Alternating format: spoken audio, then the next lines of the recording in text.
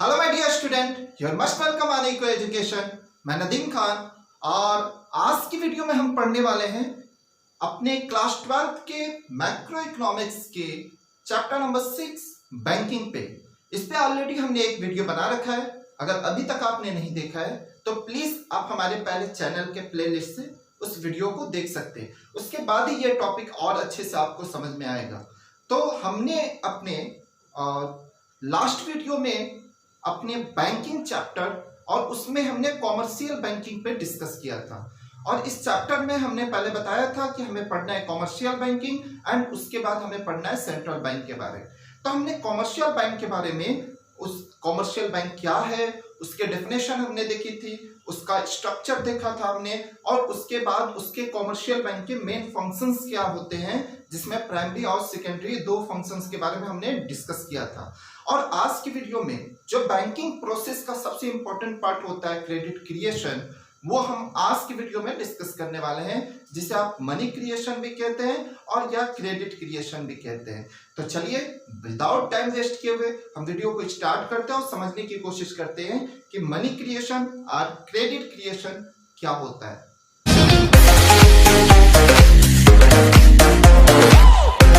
तो चलिए हम देखते हैं सबसे पहले मनी क्रिएशन का मतलब क्या होता है।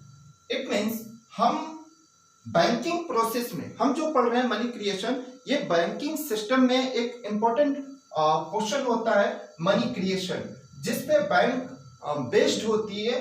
और जो बैंक का मेन मोटो होता है प्रॉफिट, क्योंकि आपको पता है कॉमर्शियल बैंकिंग जो भी लोन प्रोवाइड कराती है या तो इन्वेस्टमेंट करती है वो प्रॉफिट मोटिव से करती है। तो वो कैसे होता है उसमें हम पहले समझते हैं, मनी क्रिएशन का डेफिनेशन देखते हैं, फिर इसमें क्या ये वर्क करता है उसको समझने की कोशिश करेंगे। तो मनी क्रिएशन क्या है इसका डेफिनेशन देखते हैं।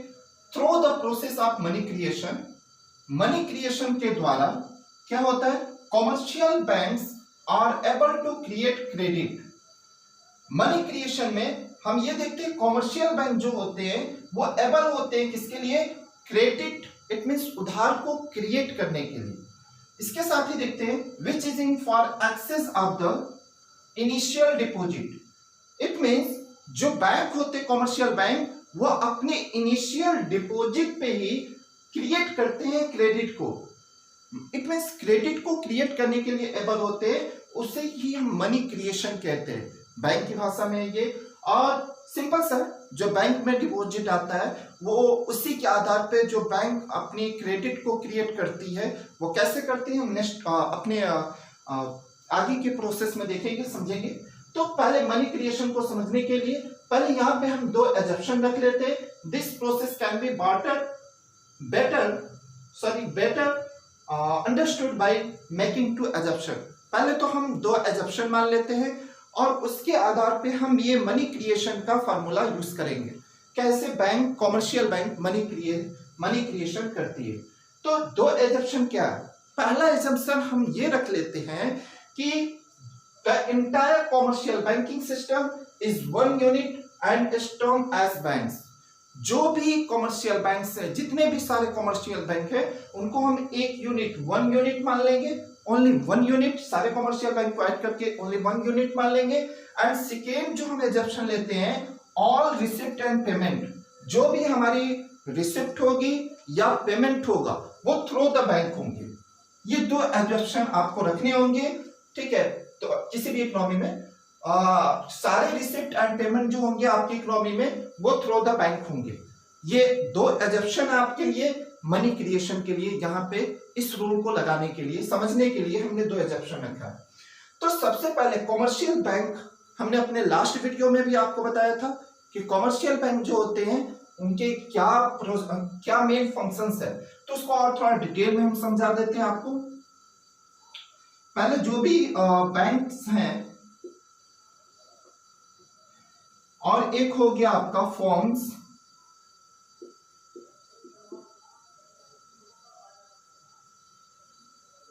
या बॉरोवर, दूसरा हो गया आपका क्या एक हाउस होल्ड कह लीजिए या किसी को कह लीजिए।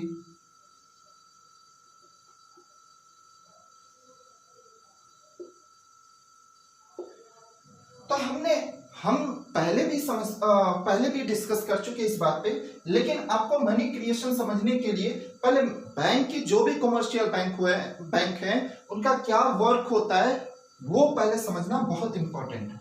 तो हम जानते हैं कि जो हाउस होल्ड है, हाउस होल्ड का मतलब पीपल्स, जो भी आम आदमी है, आम नागरिक है, वो अपनी क्या करता है, अपनी डिपॉजिट बैंक में जमा करता है, अपनी पूंजी को बैंक में जमा करता है, में डिपॉजिट करता है। और बैंक के दो मेन फंक्शन हमने अपने लास्ट वीडियो में डिस्कस किया था, primary function and secondary function. और प्राइमरी फंक्शन में दो मेन इसके जो वर्क होते हैं, दो मेन फंक्शन है, वो है पहला accepting deposit, it mean deposit को एक्सेप्ट करना, और दूसरा एडवांसिंग ऑफ द लोन, मतलब लोन को प्रोवाइड कराना किसी भी बोरोवर्स को, बिजनेसमैन को, इट मीन्स फॉर्म्स को। ठीक है, तो ये दो मेन एक्टिविटी परफॉर्म करती है आपकी कमर्शियल बैंक। तो पहले हम देख रहे हैं हाउस होल्ड होगा कोई भी, तो वो बैंक में क्या करता है, अपने पूंजी को, अपने कैपिटल को जो उसने सेव किया उसको डिपॉजिट करेगा। बैंक इसके डिपॉजिट को एक्सेप्ट करता है, पहला वर्क। और ये डिपॉजिट तीन तरीके से होते हैं, हमने लास्ट वीडियो में बताया था। ये जो हाउस होल्ड होते हैं उनके तीन तरह के अकाउंट खोले जाते हैं बैंक में, उसके थ्रू वो डिपॉजिट होते हैं। तो ये डिपॉजिट आप समझेंगे, तीन अकाउंट हमने आपको बताया था, current account, saving account and fixed account. इसके थ्रू बैंक्स में डिपॉजिट आती है जिसे बैंक क्या करती है, एक्सेप्ट करती है। और दूसरा बाद में ये बैंक क्या करती है, फॉर्म्स को लोन देती है, यहां पे डिपॉजिट हो जाता है और ये लोन प्रोवाइड कराती है। तो ये दो मेन फॉर्म्स हैं। तो ये जो बैंक्स है, जो हमें डिपॉजिट, हम जो डिपॉजिट करते हैं उसमें करंट अकाउंट मैंने बताया था, उस पे बैंक हमें कोई लोन, कोई इंटरेस्ट पे नहीं करती है। लेकिन सेविंग अकाउंट की बात करें तो अगर सेविंग अकाउंट की बात करें तो हमें लगभग 4% तक इसमें इंटरेस्ट मिल जाता है। और अगर आप बात करेंगे फिक्स्ड अकाउंट की तो उसमें आपको 8 से 9% तक इंटरेस्ट मिल जाता है। लेकिन जो फॉर्म्स, अगर ये बैंक फॉर्म को जो लोन प्रोवाइड कराती है वो फॉर्म से 12%, 14% अप्रोक्सीमेटली लोन इंटरेस्ट लेती है फॉर्म से। अप्रोक्सीमेटली मान लीजिए 14% तक लोन इंटरेस्ट लेती है। तो जो 8% मान लीजिए इसको कस्टमर को देना है, 14% तक आपसे, बिजनेसमैन से या बोरोवर से लेती है। तो जो 6 से 7% जो सेव होता है उसी पे तो बैंक वर्क करती है। मेन बैंक का वही काम है, जो 6 से 7% बचता है उसी में बैंक का अपना खर्च है, टोटल उसके एम्प्लॉय है, उसका जो भी ऑफिस है वगैरह, उस सब का खर्च उसी 6-7% से निकलता है। लेकिन आप इसको हल्की में, मतलब कम लेवल पे मत समझिएगा इसको। क्या है, अब ये जो क्रेडिट वाला, जो लोन वाला पोर्शन है, ये बैंक कई तरीके से करती है। इट मींस आप सिर्फ ये मत समझिए कि जो आपकी इनिशियल डिपॉजिट आती है वो उतने पे ही सिर्फ क्रेडिट करती है। उसके कुछ नियम होते हैं और वो क्रेडिट कई टर्म्स में की जाती है। उसी को हम जिसके थ्रू ये क्रेडिट क्रिएशन करती है बैंक। क्योंकि आपके अगर 1000 रुपए डिपॉजिट आए हैं तो 1000 रुपए वो इनिशियल डिपॉजिट है, उसके थ्रू बैंक कई गुना उसका जो लोन में प्रोवाइड करा देती है बोरोवर्स या किसी भी बिजनेसमैन को। तो वो बैंक का प्रॉफिट होता है। तो अब समझते हैं, ये तो हो गया हमारा बैंक का वर्क। अब बैंक इस क्रेडिट को कैसे क्रिएट करती है ये समझते हैं अब अपने नेक्स्ट टॉपिक में। क्योंकि अभी तक हमें यह समझ में आया कि बैंक जनरली तो दो एक्शन करती है, दो मेन फंक्शन है, एक तो आपका डिपॉजिट को एक्सेप्ट करना और लोन को प्रोवाइड कराना। लेकिन इस लोन के थ्रू अब क्रेडिट को कैसे क्रिएट करती है ये कमर्शियल बैंक, उसको समझते हैं। हाँ, तो अब आगे की बात हम देखते हैं कि आपने बैंक ने डिपॉजिट को एक्सेप्ट किया और लोन प्रोवाइड किया। लेकिन जो लोन प्रोवाइड करा रहा है वो कैसे कराता है कमर्शियल बैंक आपका। जैसे सपोज दैट किसी भी कमर्शियल बैंक में 1000 की डिपॉजिट आई, ठीक है, तो क्या ये 1000 को टोटल अमाउंट वो लोन पे चढ़ा देगा कमर्शियल बैंक? नहीं, ऐसा बिल्कुल भी नहीं। वो क्या करेगा, आपकी सेंट्रल बैंक के गाइडलाइन के अकॉर्डिंग कुछ पैसे होते हैं, कुछ परसेंट लीगल रिजर्व रेशियो होता है, जिसे हम शॉर्ट में LRR कहते हैं। वो मेंटेन करना पड़ता है सभी कॉमर्शियल बैंक को। तो सपोज दैट मान लेते हैं हम 20% आपका लीगल रिजर्व रेशियो है, तो कॉमर्शियल बैंक ये जो 1000 आपकी डिपॉजिट आई है इस पे 20% लीगल रिजर्व रेशियो का मतलब होता है वो पैसा जो एनी टाइम बैंक अपने पास रखेगी, जिसको लोन पे नहीं चढ़ाएगी। ठीक है, तो मान लेते हैं 1000 पे आपका 20% अगर लीगल रिजर्व रेशियो है तो 1000 कितना आ जाएगा 200 रुपीज। ये 200 रुपीज बैंक क्या करेगी अपने पास एनी टाइम प्रेजेंट रखेगी। उसके बाद जो 800 रुपीज बचेगा आपका उसे वो लोन पे प्रोवाइड करा देगी, लोन पे चला देगी और इससे उसे इनकम प्रॉफिट होगी।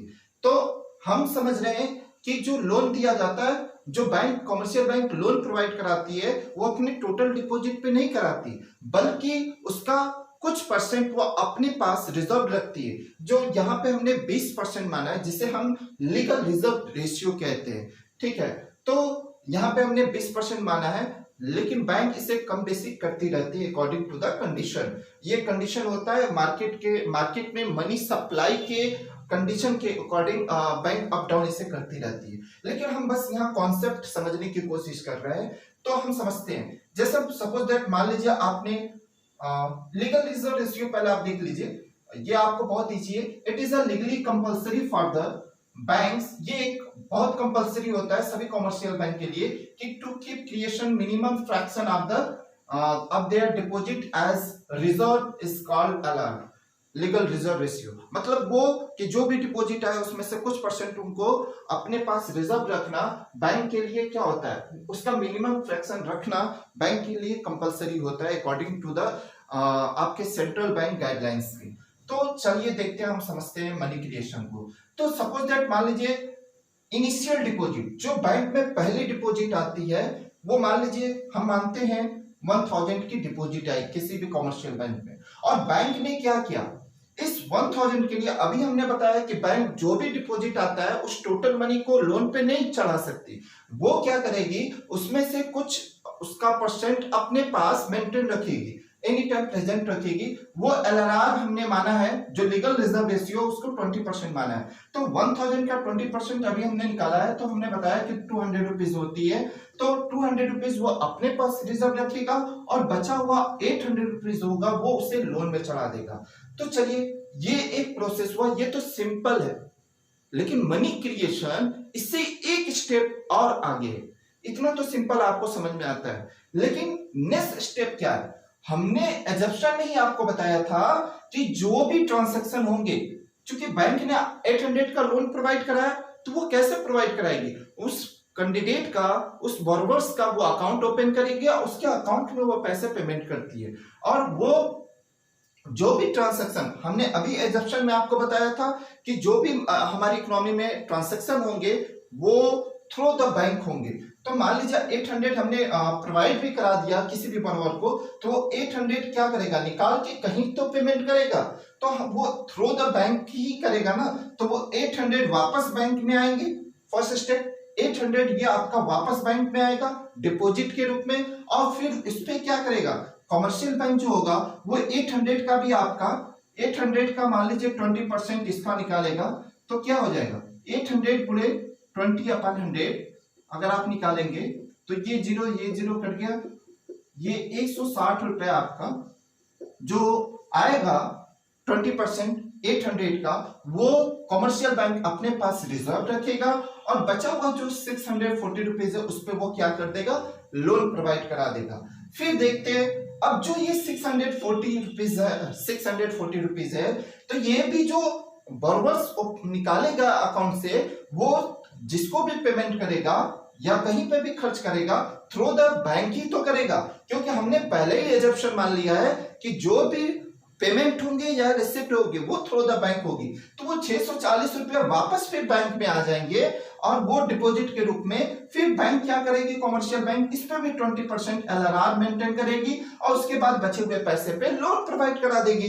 तो इस तरह करके बैंक का अपना प्रोसेस चलता रहता है। अब देखिए रियल पूंजी तो 1000 ही है जो डिपॉजिट आया था, एक्चुअल डिपॉजिट तो वही है, इनिशियल डिपॉजिट 1000, लेकिन ये बढ़ता ही जाएगा, उसी पैसे पे, उसी पूंजी पे लोन प्रोवाइड कराती जाएगी बैंक। तो इस तरह अगर पूरा प्रोसेस होता है तो ये प्रोसेस तब तक चलता रहेगा। कब तक चलेगा? आखिर तब तक चलेगा जब तक इसका LRR जो 1000 के बराबर, जो आपकी इनिशियल डिपॉजिट है उसके इक्वल आपका LRR हो जाएगा, तब तक ये प्रोसेस चलता रहेगा। तो आखिर कई गुना हो गया। हम देख रहे हैं यहाँ पे डिपॉजिट के रूप में आया तो था 1000, वो अब बढ़ के 5000 हो गया। और देख रहे हैं लोन हमने 4000 का लोन प्रोवाइड करा दिया, जबकि डिपॉजिट 1000 का ही इनिशियल था और 1000 हमारे पास LRR के रूप में हो गया। तो इसमें एक कंफ्यूजन होता है ये पॉइंट कि आखिर ये बैंक क्रेडिट का क्रिएशन कितने गुने तक कर देगी, तो कितना गुना हो जाएगा। तो इसको समझने के लिए पहले तो ये जो क्रेडिट क्रिएशन कई गुना होगा वो डिपेंड करेगा आपका LRR पे, कि आपने LRR कितना % रखा है। तो चलिए इसका भी एक फार्मूला होता है जो हम जानते हैं मनी मल्टीप्लायर के रूप में। मनी मल्टीप्लायर इट मींस जो इनिशियल डिपॉजिट कॉमर्शियल बैंक के पास आई है, उस इनिशियल डिपॉजिट का कॉमर्शियल बैंक कई गुना अपना क्रेडिट क्रिएट कर देगी। तो उसी को समझने के लिए हम मनी मल्टीप्लायर निकालते हैं। इसका फार्मूला है 1/LRR। तो इसके थ्रू अगर हम देखते हैं तो यहाँ पे कई गुना निकल गया, इसी को समझ लेते हैं हम। तो यहाँ पे हम देख रहे हैं हमने LRR कितना % रखा था? 20%। अब देखिए 1/20%, अगर परसेंट है तो परसेंट को हटाएंगे तो ऊपर 100 यूज कर लेंगे। आप देखेंगे 25 जो 100 5 टाइम्स। आप देख रहे हैं बैंक ने क्या किया, कॉमर्शियल बैंक ने इसी इनिशियल, अगर LRR आप 20% रखते हैं तो जो भी इनिशियल डिपॉजिट कॉमर्शियल बैंक के पास आएगी वो उसका क्रेडिट क्रिएशन 5 गुना करेगी। इस तरह से हम समझते हैं इस टॉपिक को। ये बहुत ही अगर समझ में आ गया आपको तो बहुत इजी पॉइंट है, बहुत इजी है। अगर नहीं समझ में आता है तो ये आपको बहुत टफ लगता है, क्योंकि समझने के लिए जब तक नहीं समझ में आएगा आपको तब तक ये टफ ही होगा, लेकिन बहुत इजी है। बस थोड़ा सा फोकस करेंगे समझ जाएंगे, बहुत इजी। मनी मल्टीप्लायर का मतलब वही है कि जो इनिशियल डिपॉजिट है उसको कॉमर्शियल बैंक कई गुना अपनी डिपॉजिट अपनी क्रेडिट क्रिएशन कर देगा। तो इसको जानने के लिए हम एक सिंपल सा फार्मूला यूज करते हैं 1/LRR। तो 1 अब देख लीजिए इसके थ्रू मैंने यहाँ पे 20% रखा था, तो इसको 1/20% 100 कर लेंगे। 25 से 100 इट मींस जो इनिशियल डिपॉजिट आया था उसका 5 गुना हो गया। देख रहे हैं आप 1000 डिपॉजिट आया था और यहाँ पे 5000 हो गया इनिशियल डिपॉजिट। इनिशियल डिपॉजिट तो 1000 आया था, उसका मनी क्रेडिट क्रिएशन करके हमने डिपॉजिट के रूप में 5000 कर दिया। तो इस तरह हम ये भी जान लेते हैं कि जो भी इनिशियल डिपॉजिट या कोई डिपॉजिट बैंक में आती है तो बैंक उस कॉमर्शियल बैंक उस डिपॉजिट का कई गुना क्रेडिट क्रिएशन कर लेती है। वो हम अपने इस मनी मल्टीप्लायर के थ्रू जान जाते हैं। तो ये तो था हमारा क्रेडिट क्रिएशन और मनी क्रिएशन। बहुत इंटरेस्टिंग टॉपिक है, बस समझने की देरी है, बहुत इजी है और मैंने बहुत इजी वे में समझाने की भी कोशिश की है। अगर आपको डाउट है कोई तो आप मुझसे कमेंट में जरूर पूछे। और पूरा वीडियो लेक्चर देखने के लिए आपका बहुत बहुत धन्यवाद। और अगर अभी तक आप मेरे चैनल पे नए हैं तो प्लीज पहले हमारे चैनल को सब्सक्राइब कर दे, और अगर अच्छा लगा हो ये वीडियो तो इसे लाइक भी करें और अपने ज्यादा से ज्यादा फ्रेंड तक शेयर करें, क्योंकि मैक्सिमम स्टूडेंट की इस लॉकडाउन में, इस कोविड-19 के इस माहौल में जहां स्कूल नहीं चल पा रहे, कोचिंगें बंद है, वहां पे ये उनके लिए बहुत ज्यादा हेल्पफुल हो जाएगी। तो चलिए चलते हैं हम आपसे मिलेंगे अपने नेक्स्ट वीडियो में एक नए टॉपिक के साथ। यहाँ पे आपका ये टॉपिक कंप्लीट होता है, कॉमर्शियल बैंक का भी हमने पढ़ा है। अब हम जो नेक्स्ट टॉपिक स्टार्ट करेंगे वो है हमारा इस टॉपिक का आधा सेकेंड पार्ट, वो है सेंट्रल बैंक के बारे में डिस्कस करेंगे। तो तब तक के लिए थैंक यू, तब तक के लिए धन्यवाद और फिर मिलेंगे अपने नेक्स्ट वीडियो में। Thank you, have a nice day.